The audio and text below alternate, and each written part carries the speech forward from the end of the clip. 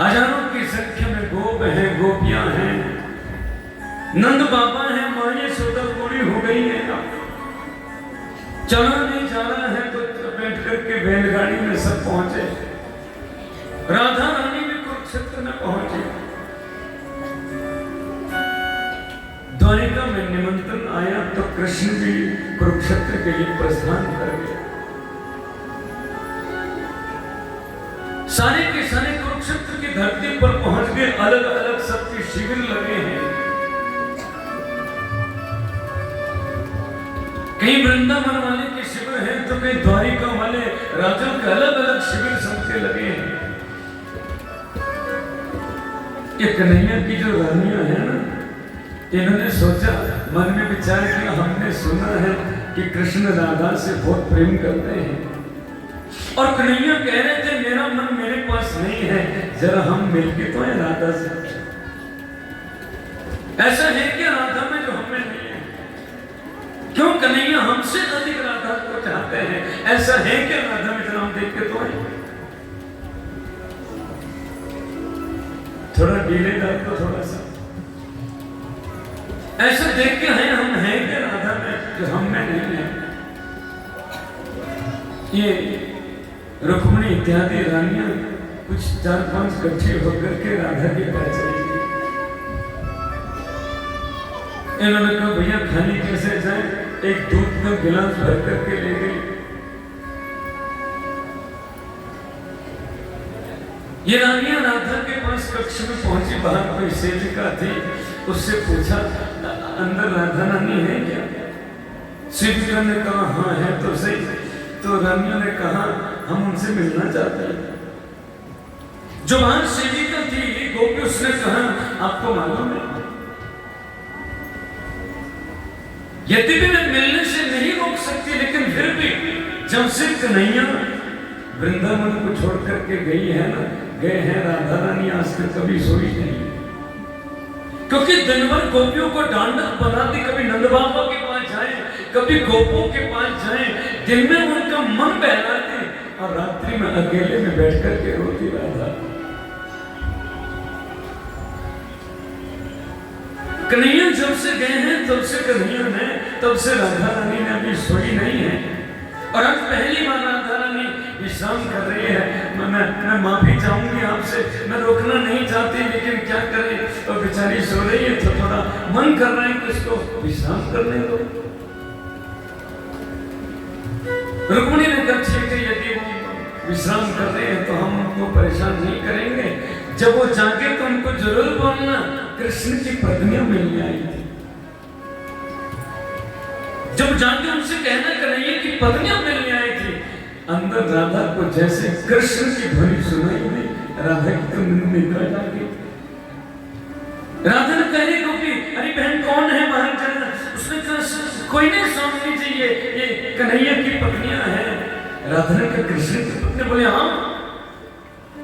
दौड़ मार करके राधा बाहर पहुंच गई और कन्हैया की पत्नियों के चरणों में दंडवत प्रणाम किया। कन्हैया की पत्नियों के चरणों में गिर गई। रुक्मिणी कहिए कि क्या कर रही हैं आप हमारे? अब राधा ने कहा तुम्हारा संबंध कन्हैया से है ना? जिसका संबंध कन्हैया से है वो मेरा ईश्वर है, जिसका संबंध भगवान से है वो मेरा परमात्मा है।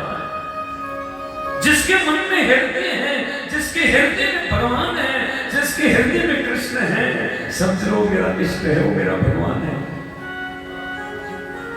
रुक्मिणी मन में परेशान हो गई, हे भगवान, हम कृष्ण की पत्नियों को देख करके जिसके मन में इतना प्रेम है वो कन्हैया से कितना प्रेम करते हो? रुक्मिणी ने कहा यदि तुम इतना प्रेम कृष्ण से करती हैं तो मथुरा से कोई बहुत ज्यादा दूर तो नहीं था, तुम एक बार भी कन्हैया से मिलने नहीं आई? यदि इतना प्रेम था तो मिलेगी, मिल सकती थी। राधा ने किसने कहा कि हम मिलने नहीं आ सकती थी? हम मिलने आ सकती थी, लेकिन मेरे कारण मेरे स्वामी को कोई तकलीफ हो, इसलिए हम, क्योंकि कन्हैया ने कहा है देवी मैं अपना कार्य करने के लिए जा रहा हूँ, तुम्हें प्रतीक्षा करनी पड़ेगी। और यदि हमारे कृष्ण ने कह दिया, यदि मेरे स्वामी ने कह दिया तो मेरे लिए प्रश्न का कोई बसता नहीं है, मेरे पास कोई शब्द नहीं बचते हैं देवी। और हमने क्या प्रयास नहीं किया था? कन्हैया को अक्रूर जी जब ले जा रहे थे ना, हे रुक्मणी, हम तो सारी गोपियां रास्ते में लेट गई थी। नहीं, कृष्ण है तो हमें क्यों जीना है? कृष्ण हमें, हमारे प्राण है। जैसे प्राण निकल जाने के बाद शरीर व्यक्त हो जाता है, वैसे ही कन्हैया के जाने के बाद हम व्यक्त हैं। हम रास्ते में लेट के कन्हैया उतरे और कन्हैया ने मुझे एक बात कही, देखो यदि तुम नहीं जाने दूंगी तो मैं बिल्कुल नहीं जाऊंगा, लेकिन यदि तुमने रोका तो मैं अपने माता पिता को कारागार से कैसे छुड़ाऊंगा? कैसे मैं संतों को दर्शन, कैसे गोपियों को दर्शन दूंगा, कैसे राजकन्या को मुक्त करूंगा मैं? हम हमारे स्वामी के रास्ते में बाधा बने, इसलिए मैंने एक इशारा किया, हजारों की संख्या में गोपी रास्ते से हट गए। एक नहीं है, यदि तुम्हारे हमारे अकेले रहने से, जुदा होने से तुम प्रसन्न होते हो तो हम यही हमारे लिए उचित है कि मेरे रोने से तुमको जो आए हंसी। ये प्रेम की प्रकाशा है कि मेरे रोने से तुमको जो आए हंसी, तुम रो के नदियां बहती रहूं। यदि मेरा स्वामी प्रसन्न है, यदि मेरा प्रियतम प्रसन्न है, मुझे क्या लेना है शरीर से? पानी पानी हो गई रुक्मणी, हे भगवान, हम तो परीक्षा लेने के लिए आई थी।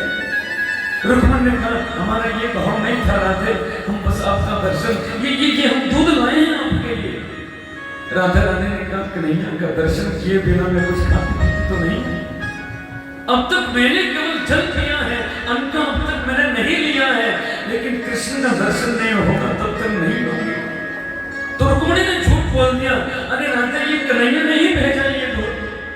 जैसे कन्हैया का नाम लिया, राधा रानी ने ये नहीं सोचा दूध गर्म भी है, और उस गर्म दूध को जैसे पिया, रुक्मणी आदि सभी रानियां वहां से दौड़ मार करके कन्हैया के पास पहुंच गई। कन्हैया से कहने लगी, तुम्हें मालूम है ये राधा तुमसे कितना, अरे हम दूध का गिलास लेके गई थी, तुम्हारा नाम लिया, उसने एक क्षण ये सोचा नहीं दूध गर्म है कि कैसा है। उसने सारा दूध पी लिया, चरणों में प्रणाम करा।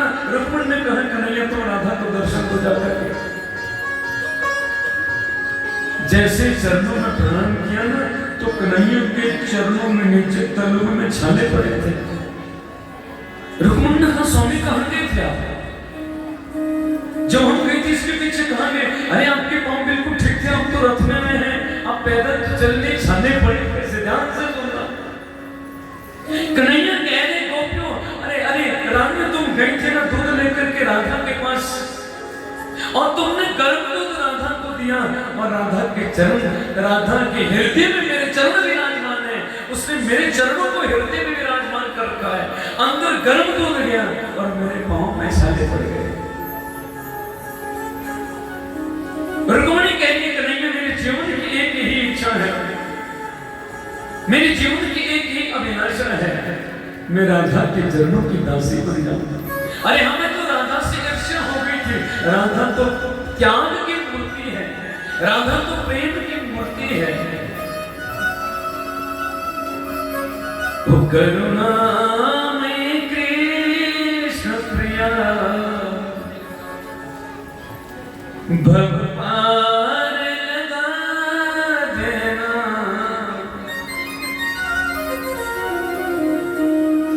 रुक्मणी कहने के लिए कि ही इच्छा है जीवन में,